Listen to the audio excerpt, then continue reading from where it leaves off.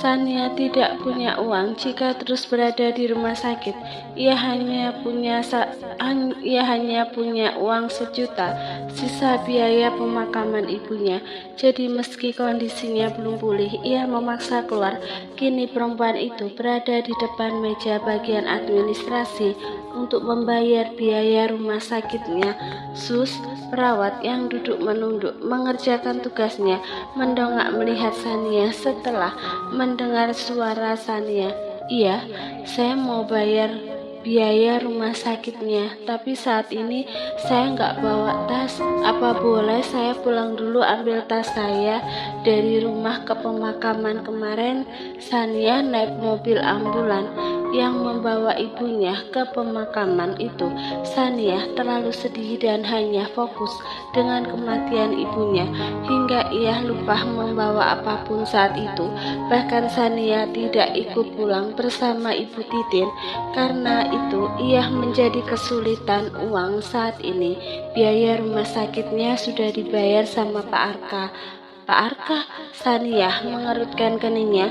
Ia merasa tidak mengenal pria itu, tapi detik itu juga ia ingat pria bernama Arka yang disebutkan perawatnya. Oh iya, aku lupa. Tuan kemarin yang bawa aku kemari namanya Arka. Dia baik-baik sekali. Dia sudah bawa aku ke rumah sakit, bahkan sampai bayar biaya rumah sakitku. Padahal dia sama sekali nggak salah. Aku yang salah karena ada di tengah jalan. Kemudian kembali menatap perawat yang kembali fokus dengan pekerjaannya. Sus, panggil Sania kembali. Perawat itu mendongak. Ya mbak, suster punya nomor HP-nya enggak? Saya mau hubungi orang itu untuk mengembalikan uangnya. Jelas Sania. Maaf mbak, saya enggak punya. Oh begitu, ya sudah, terima kasih sus. Sania akhirnya pergi setelah perawat itu menganggukkan kepalanya. Sania menaiki angkutan umum menuju rumahnya. Dalam perjalanan pulang, ia melamun memikirkan nasibnya yang hamil anak pria lain. Sania merasa bahwa kehamilannya itu tidak bisa dipertahankan. Baginya ia tidak benar. Dirinya hanya akan semakin menerima hinaan dari semua orang jika mempertahankan bayi yang tidak jelas siapa ayah kandungnya. Jadi mertuanya lebih baik menggugurkan janin di dalam kandungannya itu. Tak usia kandungannya masih muda. Minum obat penggugur kandungannya akan membuat masalahnya teratasi. Berhenti di sini, Pak. Sania tiba-tiba berseru meminta angkot itu berhenti di depan sebuah apotik. Sania turun dari sana setelah memberikan angkotnya pada si sopir angkot. Lalu ia masuk ke dalam apotik mencari obat penggugur kandungan. Setelah mendapatkannya, Sania kembali ke rumahnya dengan angkot lain. Sampai di rumah, Sania langsung meminum obat itu tapi ketika berhasil masuk ke tenggorokannya, ia sadar bahwa janin dalam kandungannya ini tidak salah. Dosa besar jika dirinya malah menggugurkan kandungannya. Apapun kondisinya, ia seharusnya tak boleh menghilangkan janin di kandungannya. Dengan cepat, Sania ke kamar mandi. Ia berusaha mengeluarkan obat itu dengan memasukkan jari telunjuknya ke dalam mulutnya sampai ke tenggorokannya.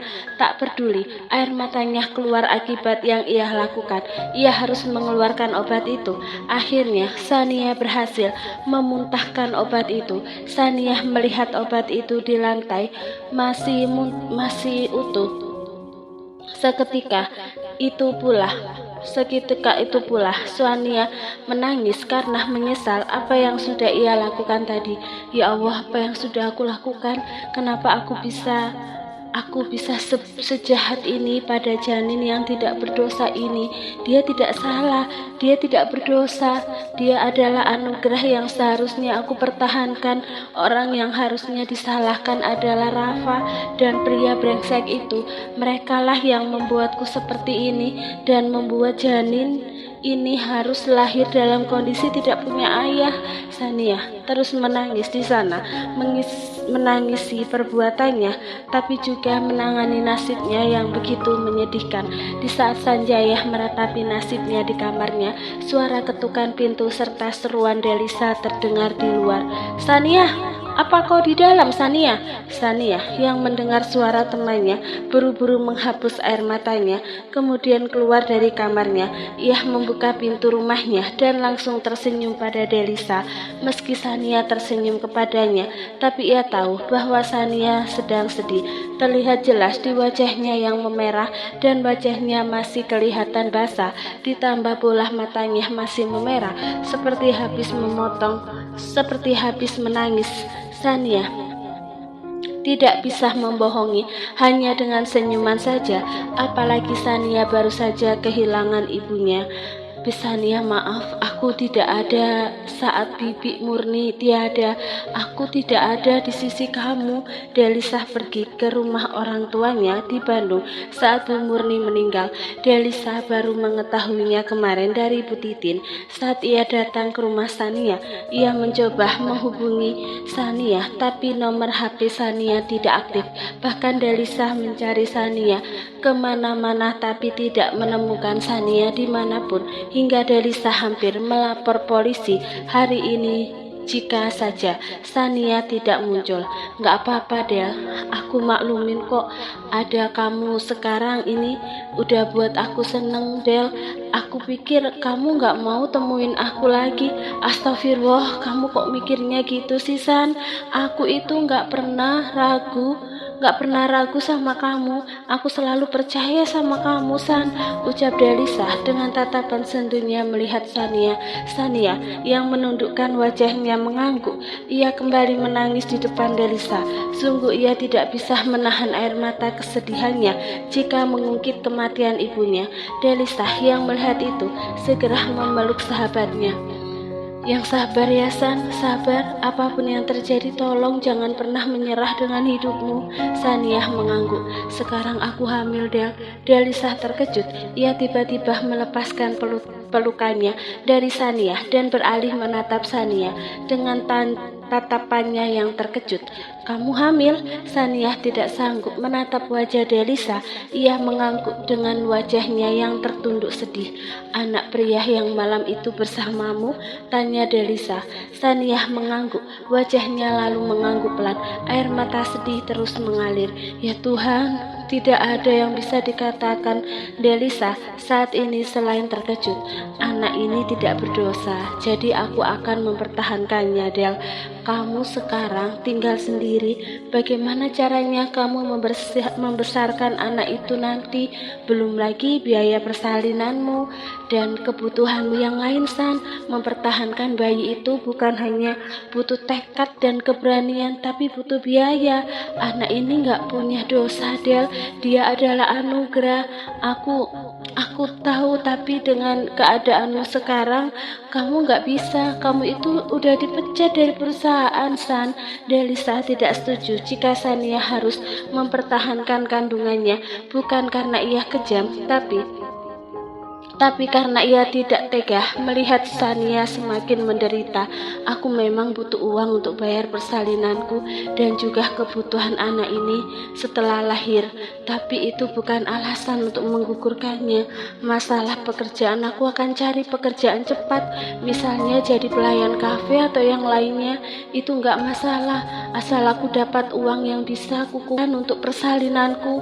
Kalau kamu memang mau kerja di kafe atau restoran, aku bisa carikan. Siapa tahu ada lowongan untukmu. Di saat mereka mengobrol, Sania kedatangan tamu, tapi itu membawa surat gugatan cerai dari Rafa. Sania menerima surat panggilan dari pengadilan agama. Dengan hati pasrah ia sudah merelakan jika Rafa menceraikannya. Meski hatinya masih sakit terhadap pria itu, saya akan memenuhi panggilan pengadilan, ucap Sania pada orang yang membawa surat panggilan itu. Orang itu mengangguk, lalu pergi dari rumah Sania. Delisa yang berdiri di samping Sania hanya bisa merangkul bahu Sania sembari mengelusnya. nafasnya. Kau harus kuat Sania, jangan menangisi pria bajingan itu lagi. Dia nggak pantas kamu tangisi. 2 hari kemudian, Sania akhirnya bekerja di sebuah restoran sebagai pelayan, tapi ia belum dijadikan sebagai pelayan tetap di sana. Ia akan menjadi pelayan tetap tetap jika masa percobaannya selama seminggu berhasil diselesaikan. Sania, tolong kamu antar makanan ini ke meja 11. Baik, Sania segera menuruti perintah rekan kerjanya yang lebih senior darinya. Ia mengambil makanan itu ke meja 11. Saat berjalan ke meja 11, Sania dikejutkan dengan sosok Rafa dan Ratna yang duduk di meja 11. Langkahnya terhenti sembari menatap kedua orang itu dengan bola mata terbuka lebar. Ia ingin memutar tubuhnya dan pergi menjauh dari mereka, tapi kemudian ia sadar bahwa ia sedang bekerja di restoran ini. Sania mencoba menguatkan dirinya dengan menarik nafasnya dalam-dalam, lalu kembali melangkah mendekati mereka. Dengan sikap layaknya seorang pelayan, Sania meletakkan makanan itu di teras meja. Silahkan, kata Sania seolah tidak mengenal mereka. Rafa dan Ratna yang melihat Sania sama-sama terkejut. Mata mereka membulat sempurna melihat Sania, namun senyuman seringai penuh hinaan muncul di wajah Ratna. Sekarang kamu jadi pelayan. Menyedihkan sekali, dari seorang karyawan hebat sekarang turun derajat jadi pelayan rendahan. Hinaan Ratna membuat Sania sakit hati dan marah, tapi ia mencoba untuk tetap tenang. Ia mencoba menahan emosinya dengan tidak menanggapi ucapan Ratna. Silahkan dinikmati, saya permisi. Dalam beberapa hari keberanianmu langsung hilang. Kau bahkan jadi semakin rendah Sania. Padahal dulu kau selalu bangga dengan dirimu yang dipuja-puja semua laki-laki. Ratna belum puas menghina Sania hingga ia kembali melanjutkan hinaannya, sementara Rafa hanya diam saja di sana, tapi sorot mata pria itu terlihat tajam dan penuh kebencian. Sania menoleh ke Ratna. Kau mungkin salah ingat Ratna, aku tidak pernah membanggakan diriku sama sekali. Dulu kau memang selalu membanggakan dirimu yang suci itu di depan kami semua. Sekarang, mana mungkin kau membanggakan dirimu lagi setelah semua orang tahu siapa dirimu. Rafa yang tidak tahan dengan keberadaan Sania menoleh ke Sania. Sania, pergi dari sini, aku muak melihat wajahmu di sini. Sania juga tidak mau berurusan dengan mereka. Ia ingin bekerja dengan damai di tempat ini agar bisa mengumpulkan uang untuk kebutuhannya. Dengan cepat Sania meninggalkan mereka. Setelah Sania tidak ada di sana, Ratna kembali membahas masalah yang tadi ia bahas dengan Rafa. Rafa, apa yang harus kita lakukan? Sudah sebulan lebih kita terus berpura-pura mencari Sania hanya untuk membuat Pak Amin tidak memecat kita. Dan beliau kembali menghubungiku tadi pagi. Dia memintaku untuk segera membawa Sania. Kalau begini terus, kita akan ketahuan kalau kita sudah bohong sama dia. Rafa menghela nafas kasarnya. Aku akan pikirkan caranya. Kau harus pikirkan caranya, tapi jangan sampai idemu waktu itu. Aku gak mau Sania hidup senang dengan pria kaya itu. Dia sudah buat kamu malu dan menderita, jadi dia pantas hidup melarat seperti itu. Ratna yakin bahwa jika ia membawa Sania ke Pak Amin, maka hidup Sania akan terjamin, sebab Pak Amin sudah mengatakan padanya bahwa Tuan Arkananta akan menjadikan Sania pengganti Gina, tunangan Arka yang meninggalkannya di hari pernikahan. Rafa hanya diam saja di sana. Ratna yang melihatnya menjadi kesal pada Rafa hingga ia berpikir bahwa Rafa masih peduli dengan Sania. Ternyata kamu masih peduli dengannya, batin Ratna. Di saat itu Ratna melihat Sania sedang melayani seorang tamu. Senyuman miring pun nampak di wajahnya. Pelayan, Sania menoleh ke arah Ratna, tapi detik itu juga ia kembali fokus dengan tamu lainnya. Ratna semakin kesal dibuatnya. Hei pelayan, aku memanggilmu. Sania ingin mengabaikan Ratna, tapi Ratna adalah pelanggan di restoran ini. Jadi mau tidak mau, ia harus datang ke meja Ratna. "Ada apa, Mbak?" tanya Sania tetap sopan. "Panggil manajermu kemari," teriak Sania. Sania yang mendengar Ratna memintanya memanggil manajer restoran ini, heran dan juga penasaran. Begitu juga dengan Rafa. "Untuk apa kamu panggil manajer?" tanya Rafa. "Aku mau protes." Salah satu pelayan di sana datang memanggil sang manajer. Manajer restoran itu pun mendatangi pelanggannya. "Ada apa, Nona, Tuan?" tanya manajer itu dengan sopan. Ratna berdiri dari sana. "Anda tahu perempuan ini seorang..." Manajer itu terkejut. "Siapa yang Anda maksud, Nona?" "Dia," Ratna menunjuk Sania. Kemudian kembali melihat manajer itu. "Dia pada beberapa pria tua sebagai pelanggan restoran ini. Saya tidak sudi dilayani oleh dia. Jadi Pak, kalau Anda tidak mau kehilangan banyak pelanggan, sebaiknya pecat dia," lanjut Ratna yang ingin Sania kehilangan pekerjaannya. Ia akan bahagia jika Sania semakin menderita. Manajer restoran itu menoleh ke Sania. "Apa benar begitu, Sania?" "Jangan ditanya, Pak. Dia nggak mungkin mengaku kalau dia seorang..." "Mana ada maling mengaku." Sania ingin membuka mulutnya untuk menjawab atasannya, tapi keduluan oleh Ratna yang kembali memfitnahnya. Namun Sania tidak akan diam begitu saja. "Saya tidak seperti yang kamu tuduhkan itu, Ratna. Kehormatan saya masih ada. Andai saja kau dan Mas Rafa tidak berbuat kejam pada saya, kata-kataku memang gak akan buat orang percaya. Pak manajer dan orang-orang di sini akan beranggapan bahwa saya bohong. Tapi bagaimana kalau saya tunjukkan buktinya pada Pak manajer?" Ekspresi Ratna begitu angkuh dan tatapannya pada Sania penuh dengan hinaan. Rafa yang mendengar Ratna ingin menunjukkan gambar-gambar Sania dengan para pria tua itu sedikit terkejut. Itu karena ia tidak tega jika semua orang di sana ikut menghina Sania. Jujur meski ia benci pada Sania karena merasa sudah dihianati, tapi perasaan cintanya pada Sania masih ada. Pria itu pun berdiri dari sana lalu merebut ponsel Ratna untuk menghentikan perbuatan Ratna. "Hentikan, Ratna, jangan buat kehebohan di sini. Malu dilihat semua orang," tegur Rafa dengan suara pelan. Ratna tidak mau berhenti sebelum berhasil membuat Sania kehilangan pekerjaannya. Apalagi ia sudah terlanjur bicara di depan semua orang. Ia kembali merebut ponselnya. "Aku gak akan berhenti sebelum menunjukkan kebenarannya." Ratna akhirnya menunjukkan gambar-gambar Sania ke manajer itu. Sang manajer sangat terkejut melihat beberapa gambar Sania bersama dengan 3 pria berbeda. Manajer itu kembali melihat Sania. "Saya tidak menyangka kalau saya menerima karyawan seperti dirimu, Sania. Saya bukan perempuan seperti yang dituduhkan, Pak. Semua itu tidak benar. Saya bisa bersumpah atas nama Tuhan saya kalau saya berkata jujur demi mempertahankan pekerjaan ini." Sania tidak pernah melakukan sumpahnya, rela bersumpah di depan sang manajer. Banyak orang bersumpah untuk membuat orang percaya.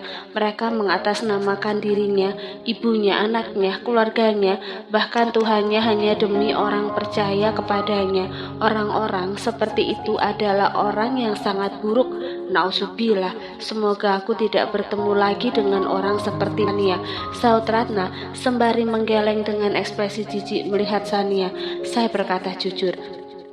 Saya benar-benar tidak pernah menjual diri saya pada orang." Sania tak menyerah membela dirinya. Ia akan mengatakan terus sampai itu percaya padanya. "Percuma saya dengar kamu bersumpah, Sania.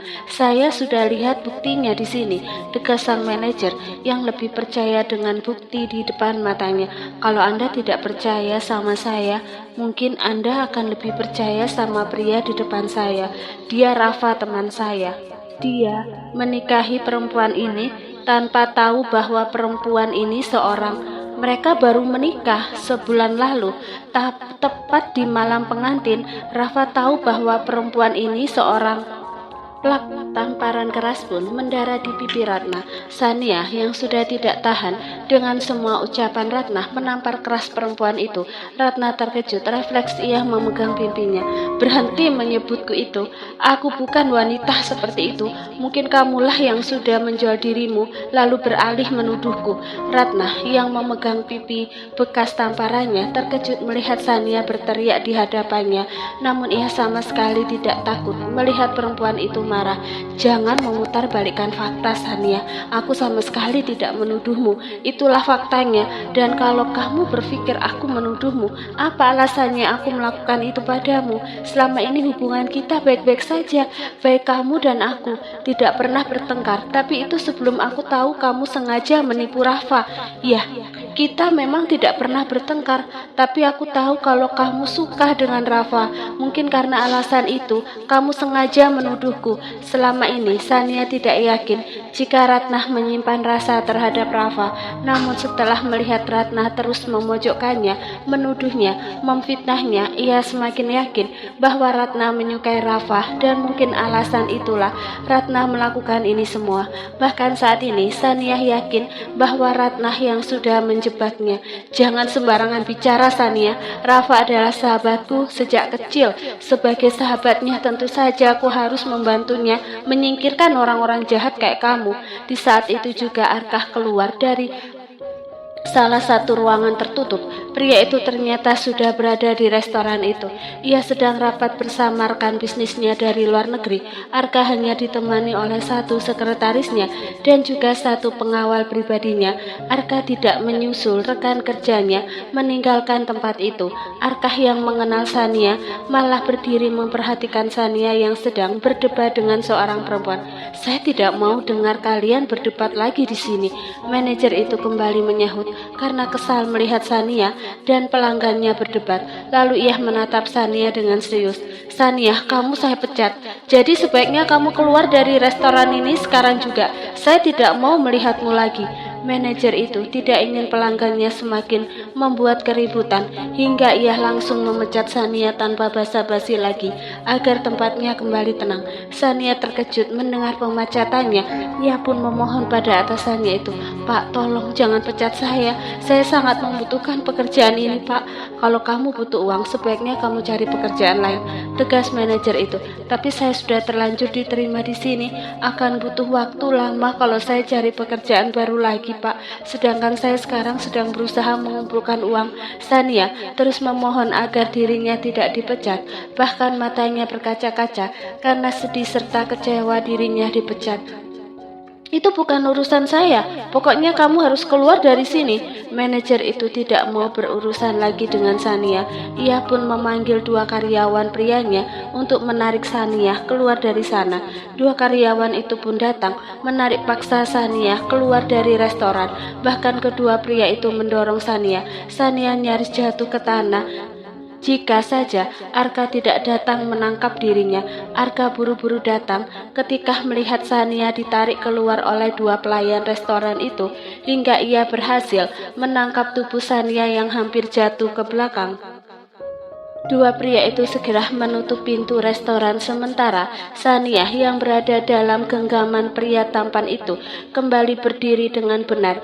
Bahkan ia mengambil Sania ditarik keluar oleh dua pelayan restoran itu hingga ia berhasil menangkap tubuh Sania yang hampir jatuh ke belakang. Dua pria itu segera menutup pintu restoran sementara Sania yang berada dalam genggaman pria tampan itu kembali berdiri dengan benar. Bahkan ia mengambil jarak dari sang pria.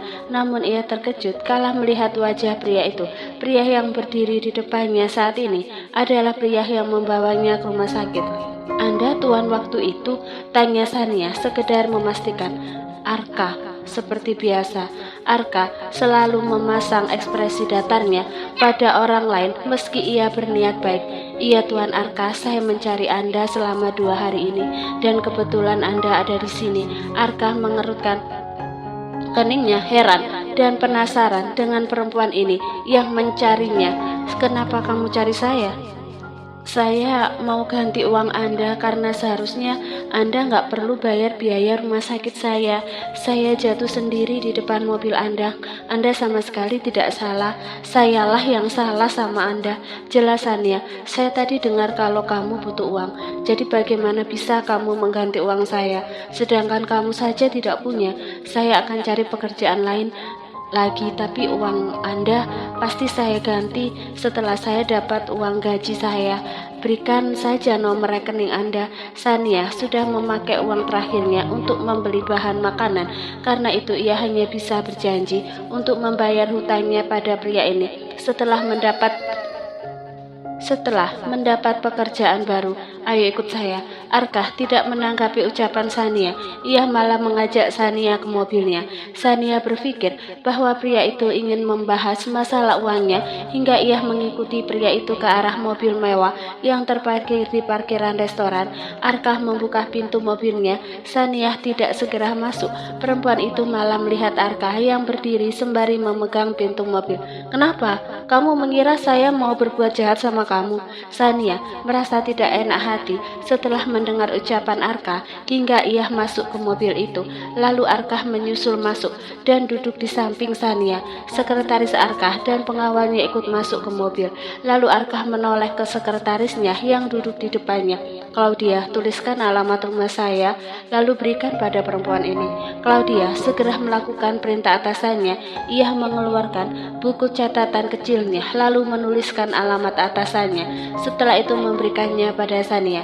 Sania yang berada di belakang meraih kertas kecil itu dengan ekspresi bingung. Anda mau saya datang ke rumah Anda untuk kasih uang itu pada Anda? Tanya Sania kemudian. Di rumah saya lagi butuh pengasuh anak-anak.